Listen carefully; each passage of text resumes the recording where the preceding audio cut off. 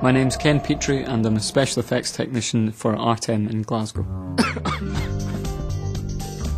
We do pyrotechnics, element effects such as rain, wind, snow, smoke, specialist prop builds, and of course blood, guts and brains, which is always quite good fun. Special effects tends to involve making a mess. It's just a shame you have to clear it up after.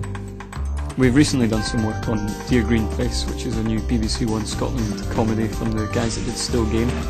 We've also done some work on the Scottish institution that is Taggart, which was an exploding head for a gunshot effect. Okay folks, so very quiet now everyone please. Yeah. I can't tell you too much about it at the moment, but you should see it on your screen shortly. Yeah, that's us finished blowing some guy's head off, so time for a cup of tea, I think.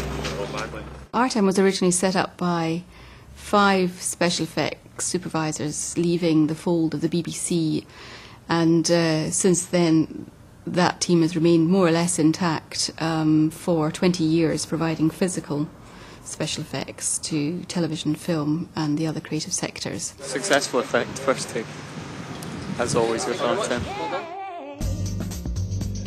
As with any special effect, we'll take it into the workshop and design and build it there. We'll then extensively test it to make sure we get a consistent effect. We'll also ensure that we've taken every possible step to make sure it's as safe as it can be, and only then will we take it out onto set. We're just trying to launch a kettle 3 feet in the air using the smallest quantity of black powder possible. Firing in 3, 2, 1.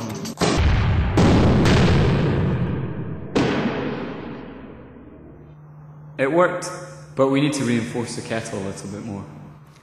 Special effects tends to involve making a mess of the place, so inevitably you have to clear that mess up, and that's definitely one of the downsides of the job, especially cleaning dirty kit when it comes back, or a van that's covered in mud from a field. Wet downs as well. They can be quite tedious because effectively all you're doing is hosing down a street and then the lights dry the street out and then you have to wet down the street again.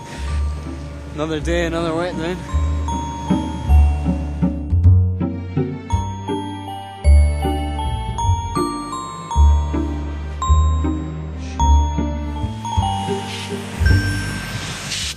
It's a 1950s period drama we're doing tonight. I think it probably rained a lot back then. Ken first came to our attention when we were working on a project at the beginning of the year where we needed extra hands on set, and very quickly we saw that he had great enthusiasm for special effects and a good foundation training. As he did such a good job for us on that first production, we then, at the point of looking for staff, thought, well, why don't we take him on a full-time basis? So he's born and bred Scottish and he starts here, and hopefully he will blossom his career up here in Scotland as well. We're in a park for Dear Green Place. Ken's in the back of a van with a bird. There's 2 main sorts of animatronics that you get. You get mechanical ones and you also get electronic animatronics, but they're slightly more expensive and they're more specialised for individual effects. All the animatronics we make are custom built. They're sometimes quite tricky to operate, but that's why we operate them.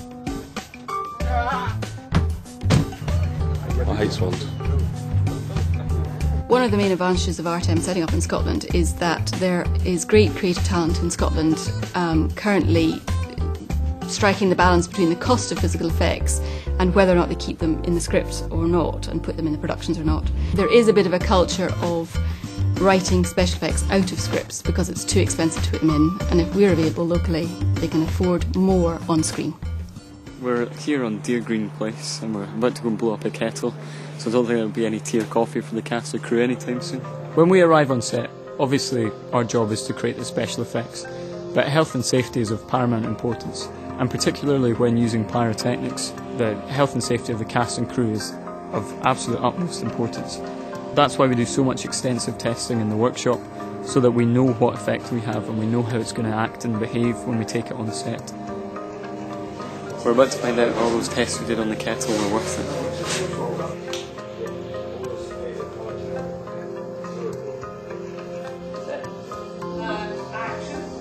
Starting the day with a bang, eh?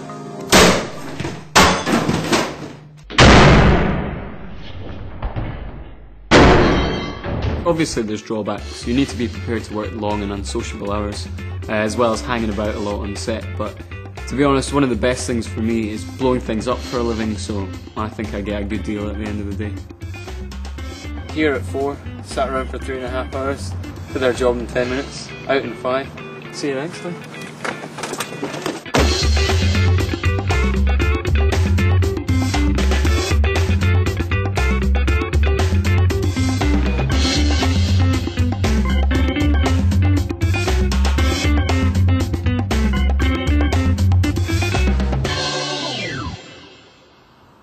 You guys still here? You're really getting to my head.